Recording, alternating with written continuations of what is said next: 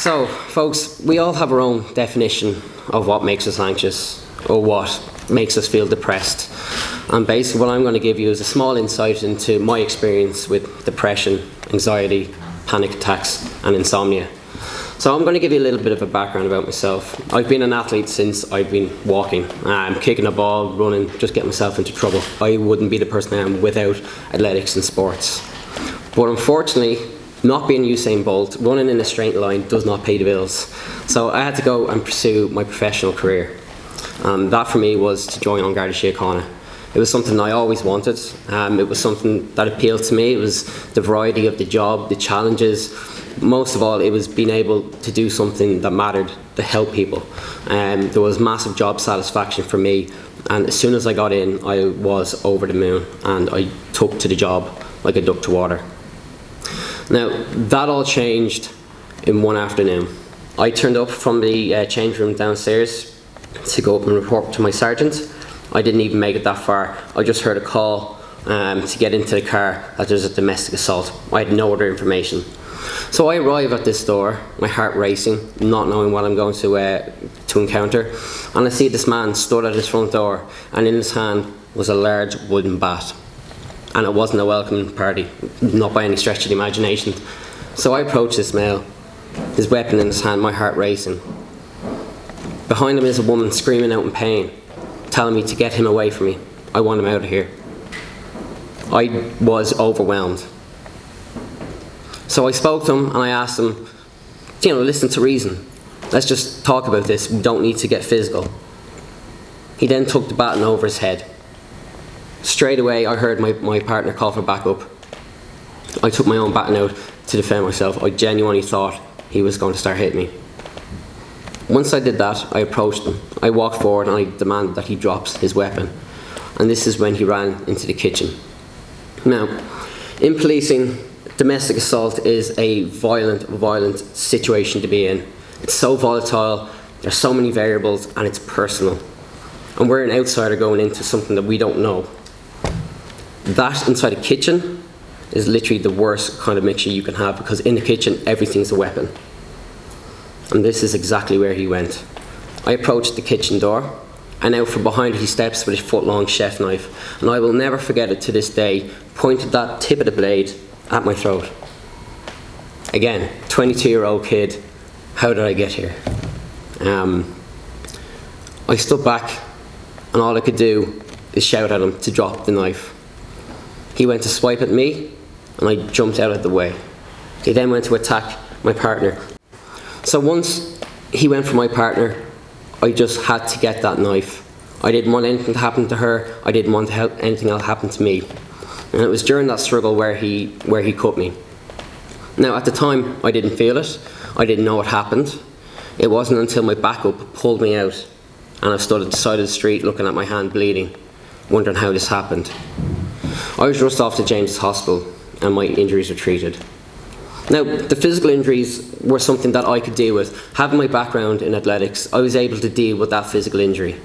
Where the suspect hit me was, he cut my hand, and he cut my small finger. So, small injuries in the scheme of things, but I have no nerves in my finger, and my small finger, I'm going to need a lifetime of surgery and skin grafts to correct it. And after every single surgery, it's just going to return back to this state now.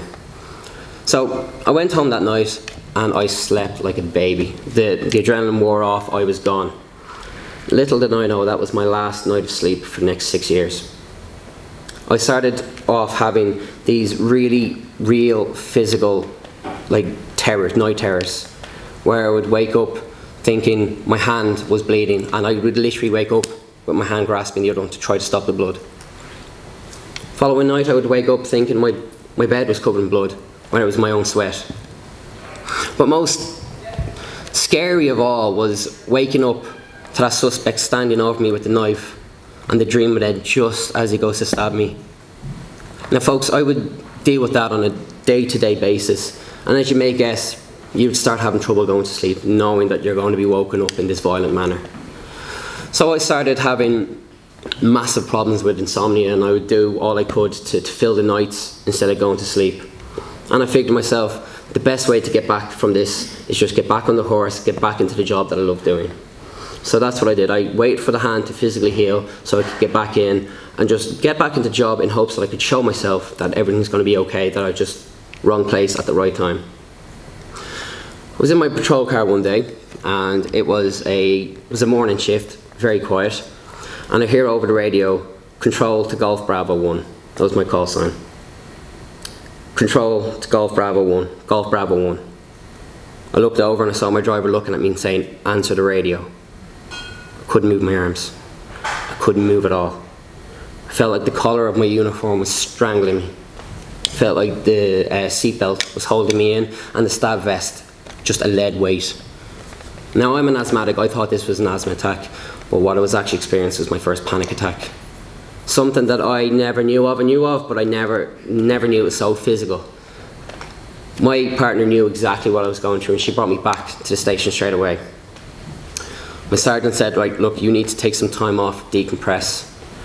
And that was the horizon of my whole career for the next couple of years, in and out of work, trying desperately to beat my body, trying desperately to beat my mind so I can do the job that I love. And unfortunately, on my time off, things just spiraled out of control. The frustration that I would go through on a daily basis, feeling like a failure. My insomnia taking a massive grip on my life. I was having anxiety attacks seeing the blue hue of my uniform through my wardrobe door. That's how small it was, knowing that uniform was there, that at some stage I would have to put it back on. I would have to be standing out in front of that drunk person, and I would have to take action. That scared me, day in, day out. I could be out of work for 3 or 4 months, and it would still feel like yesterday. So eventually, after everything just taking a grip of me, I stopped training, stopped eating right, stopped socialising, stopped doing anything that made me me. And I came to the rationalisation that in my head, suicide was the only way out. Coming from a guy who never ever felt anything so powerful, coming from a guy who had a lot of on-the-job experience with this kind of problem, and I always would feel inside myself, how would people let it get so bad? You don't let it get so bad, it's bad.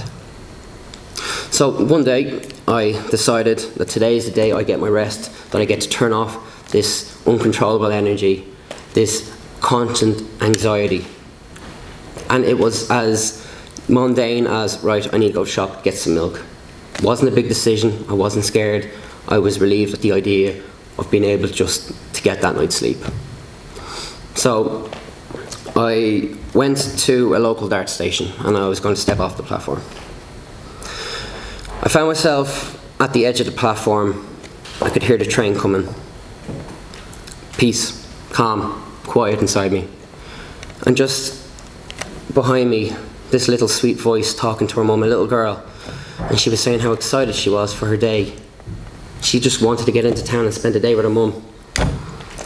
I felt this warmth come through my body, and I took a step back off that platform. I went back to my car and I broke down. And that was the moment I made a promise to myself that I'm not letting this beat me. I was a step away, and I was not going to let it beat me. So, what could I do to get back? I returned to the one thing that I knew, and that was sports. Sports was always there. It didn't judge me, didn't talk back to me. It was just there. So I contacted my local athletics club, and they said, yeah, you can come back and do a bit of training. Eventually, look, I just started off just wanting to get back moving and try to use up some of this energy that I had from being anxious and, the panic attacks. And it was an attempt to tire myself out so I could get some sleep. So I started training and things started to look up a little bit. I was just working away, just day by day. That's all I could do. I could just manage day by day. I never made myself any promises. I just took it day by day. Eventually I was back up to 6 days a week training, and my coach suggested maybe you should go do some competition. Now this was outside my scope. I didn't want to do any competition because it's very demanding. It is very demanding. But I said, why not? So I went over to Wales to do a 60-metre sprint indoors. And when I arrived there, there was a field of 98 sprinters and only 6 got into the final. I finished second in that final. I went back to the hotel and I cried my eyes out, because to me I felt like I've done it. I went from what I was doing to where I am now. I went back to Ireland and I tore my calf in training the next day, and I nearly lost my foot to the swelling, and it took me 1.5 years to get back. When I got back, my other calf tore. That was another 6.5 months of rehab, one after another. It didn't stop me. It did not stop me at all. I kept training, kept doing the small little things that mattered. And now I stand before you today on a journey to represent Ireland at the Winter Olympics in a sport called skeleton. Now, I don't expect anyone to know what skeleton is, but I would hope some of you have watched Cool Runnings. Alright, okay, so Cool Runnings is basically bobsleigh. What I do is a little different. We go down the same track, but what we'll do is we go down that track head first on what looks like a tea tray. It's a toboggan. And I'll go down with just the helmet on, and I will experience 5 G's of pressure pushing down on me as I travel down the track, and I'll hit top speeds of 145 kilometers an hour. This is the perfect concoction of physical and mental sport. When I'm stood at the top of the track, I need to calm myself down, get my heart rate down, shut my mind off, and just focus on one thing, and that's just performing. As soon as I put my sled on the ice, I have to explode out of the blocks like Usain Bolt. Full energy. And then as soon as I get back on the sled, calm, zen. I have to hold my breath, make sure my heart rate isn't too high, because that will make you skid on the ice. And then I have to try to tackle courses that are up to 1.5 kilometers long, 29 corners, a lot of places where you can get it wrong. You can break your collarbone, hips, back, pretty much it all. But it's amazing, it's incredible. And I just feel so proud to be able to take this journey and try to get the Olympic rings on my chest, represent my country after, like, I mean, if you asked me when I was in the Guards would I be doing this, I wouldn't have been able to commit to what I was doing tomorrow. I wasn't sure if I was able to get out of bed, let alone leave the house. I'm just an ordinary guy. I'm not that guy who was senior panel GA, straight A's, everybody loved, loads of friends, and just managed to juggle it all. I grafted for everything, I worked hard for everything.